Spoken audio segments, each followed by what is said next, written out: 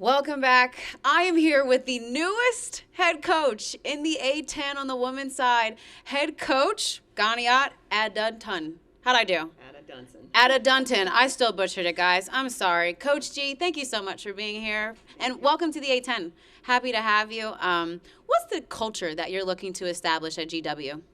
Yeah, the culture is to just have a group of young women who are believing, all on the same page, connected to our values, our absolutes, and just a certain level of consistency in which we show up every single day. The other part of that is just an identity. We want to establish that and be able to show up every single time we step on the court to just play a certain way and look a certain way.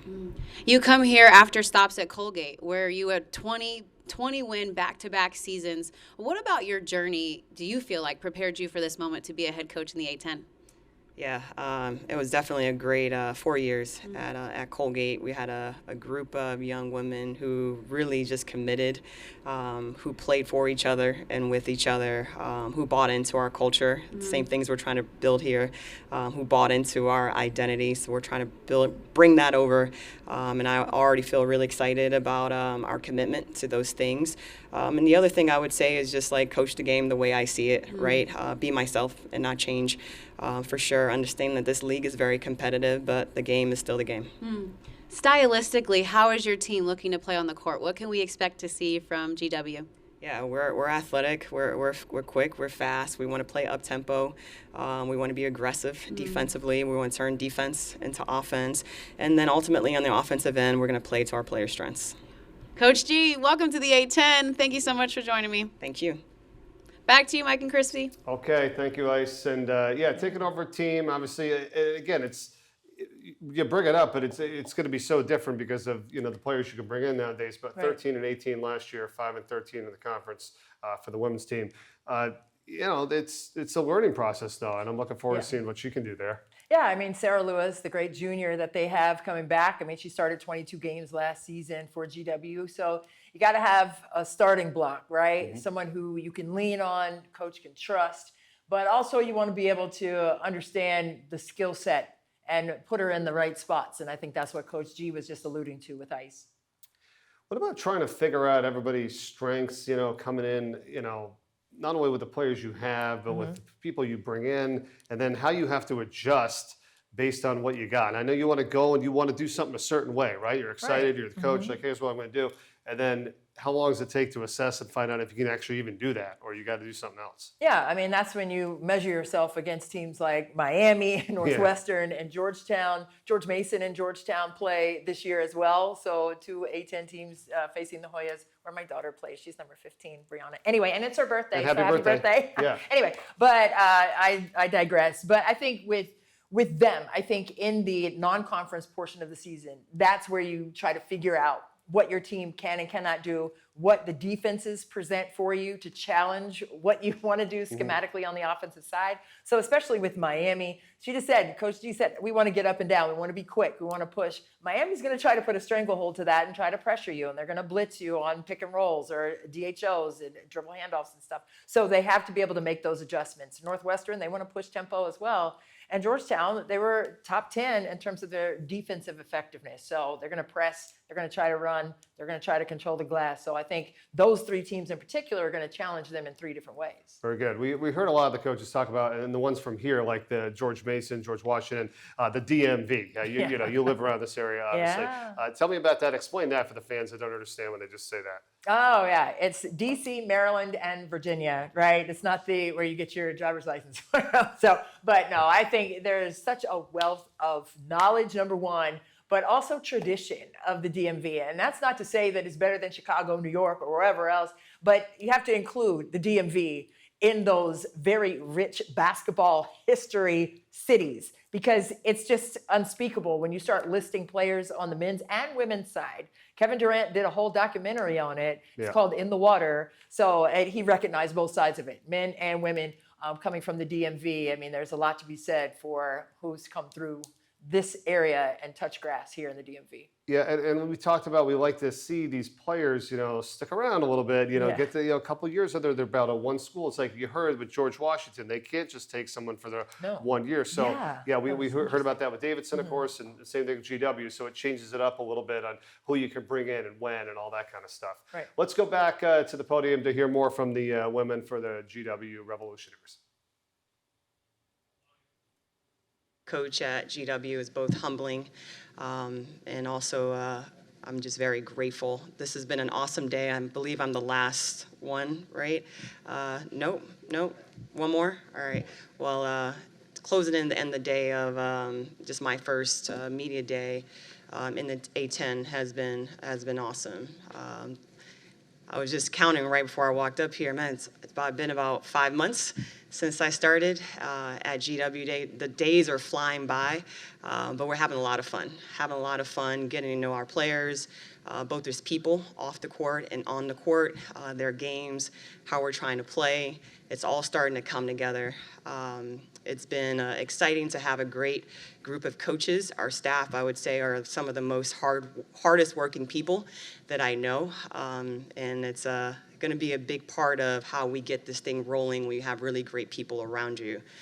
Looking forward to the season, but we have a lot more practice days ahead of us, so I'm hoping those days kind of slow down a little bit. But excited to have Sarah Lewis here. When I think about just who we want to be and how we want to play, the word competitive comes up, and Sarah's one that is the epitome of that just shows up every single day and plays as hard as she can. Opening up for questions, just raise your hand in the back. Byron?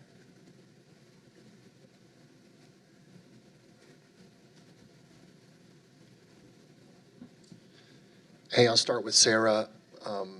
You really ended the last season playing really well. Your game was elevating. What's it like playing in Coach G's system, and how is that going to help you be more like Sarah Lewis, what you want to be? I think our style of play is a lot more free. It allows me to do the things that I enjoy doing and then get better at the things that I'm not the best at and be able to evolve my game to a whole nother level. So far, through practices, I've seen so much tremendous just growth from me, myself, and my teammates, and so I'm just super excited to see where we take this thing, really. And Coach G, how has, you mentioned the 5 months, but can you talk about the offense and what you would like this team to be as far as scoring, your go-tos, your Gabbies, your players that will to be important for you guys to try to upgrade the offense? Yeah, a lot of the focus has been on just making great decisions, taking shots that are our strengths, right? We use the words hunting great often. We're teaching our team to play basketball and not just run plays and actions. We're trying to make reads, right? So if we're understanding how to make reads, doesn't matter what the opponent is doing defensively, we're just going to take whatever they give us. We want to be up-tempo. We want to be able to play in transition. A lot of our emphasis is space and pace. We want to be able to take the first great shot for us. If it's a great shot for you as an individual, it's a great shot for us as a team. And again, we just want to play to our players' strengths. So we're going to be very strategic in, what we're doing, what we're calling, how we're moving the ball around, who's getting certain type of touches. But I love coaching a team that has multiple people that are scoring threats. It just makes it a lot harder to be guarded. In the front?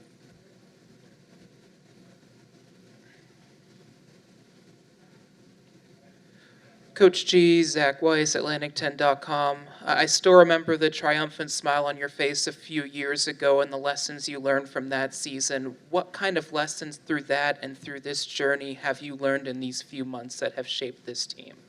Yeah, I go back to that championship team often. I went back to it at Colgate.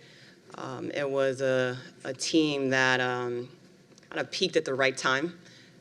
It didn't start that way, but it was a reminder that a season is very long. The consistency that's needed, the growth that is needed, understand that growth is not always linear, right?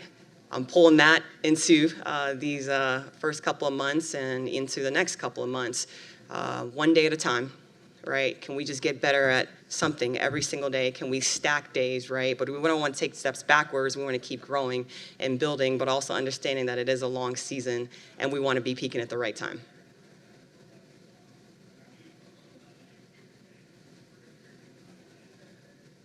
Sarah, just how do you feel this energy within this team is, and how important, as everything is transitioning, is it having that upbeat energy which can lead into the work?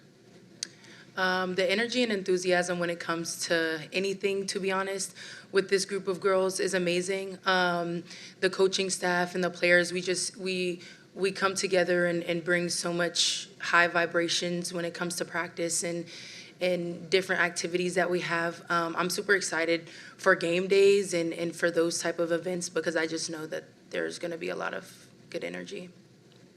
As a follow-up, when you're trying to find that energy, a lot of it starts with what returns and what comes in. When you try to find that energy, what are you looking for to compile that into that tempo that you're looking for?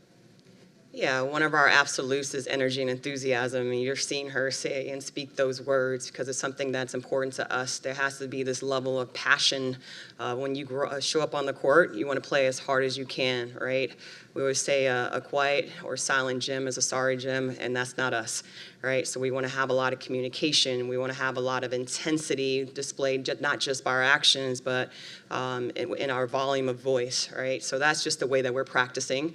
Because at the end of the day, for us, it's going to be sinking to that level of training when games come, right? We want to be able to have a certain level of training that when, that ball gets tipped in the air, that's where we're going to fall back on.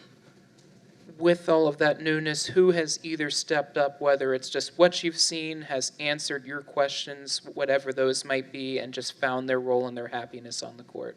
Yeah, I would say we have a full roster of 14 that are very committed in what we're trying to do, into our values, into our absolutes.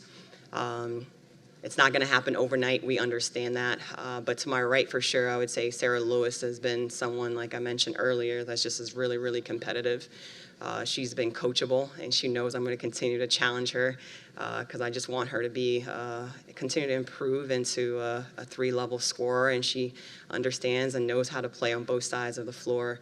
Emma Theodorson has been a great addition for us as well, both in a leadership role and just from experience. We have Gabby Reynolds, who's returning all-rookie team player, who I do believe is going to have another great season. A lot of pieces for sure into what we're trying to do, but we want to be a team that when you see us play, we want to have just a great product that is going to be very competitive.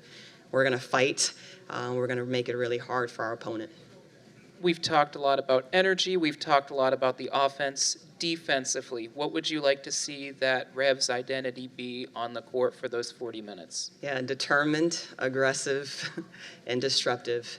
That's what we're hoping you're going to see. Determined, aggressive, and disruptive. Defense is our identity. We want to turn defense into offense. We want to have fun on that side of the floor. We want to play with each other on that side of the floor. I think a lot can kind of take care of itself when you show up with that mentality. Understanding that you still got to put that ball in the basket, but we're hoping to turn some defense into offense. Any additional questions? All right, Coach, first media day is complete. Thank you. Thank you. Thank you. All right, we're going to wrap up GW in a moment. Seth's going to have Rafael Castro in just a little bit. But overall, take on the GW. I love hearing Sarah Lewis saying that she's just ready to play with confidence and ready just to hit the ground running. Had a great ending to last season. She wants to build on that. So she said she was playing more free. And there's nothing better than to hear a player say that, because you can tell when a player is overthinking. You can see the hesitancy, and you can't win like that. You want to see the best of players, and that's when they're organic and they're just reading and reacting and playing in a flow state. Yeah, you heard a lot of these coaches talk about how they gotta kind of cut it back a little bit. You know what I mean? It's like, give me your take on that, of like how much of the playbook or how much, and do you do enough when you're given that freedom? You know what I mean? Like, yeah, because I was all about running a really good set. Like, and I wanted to see it work because, I saw a lot of teams operating in practices, and I was the first one to jot things down, and I would take plays back. And I'm like, let's just see if we can do this, right? Just see. Just because it matched the personnel, I thought. So sometimes it was like a 4 or 5 action set, and that's pretty tough, but you got to give it a try.